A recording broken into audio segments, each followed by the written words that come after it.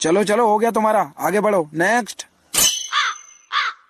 चित्रगुप्त, कन्या को सुंदर, सुशील और सर्वगुण संपन्न बिल्कुल मत बनाना, इसे आज के जमाने की लड़की बनाओ। जी महाराज, पूरा दिन रील स्क्रॉल करना और खाना।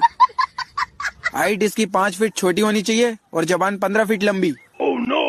10% GST काट के ये बची 4.5 फुट। हो गया महाराज। पति कैसा देना है? पति दे देना वो अपने मुकेश की तरह, जो सिगरेट की डब्बी पे छपा रहता है। ये भगवान क्या जुल्म है। महाराज बाल कैसे देने? बाल ऐसे देना जो इसको खुद पसंद ना आए। और महाराज रंग कैसा रखना है, काला या गोरा?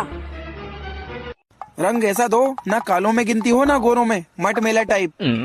ठीक है। और महाराज एटीट्यूड? एटीट्यूड तो इतना देना कि हैंडसम से हैंडसम लड़का रिजेक्ट कर दे, और लास्ट में अपने मुकेश जैसा दे देना कोई। परफेक्ट जोड़ी महाराज, परफेक्ट, मेड इन हेवन।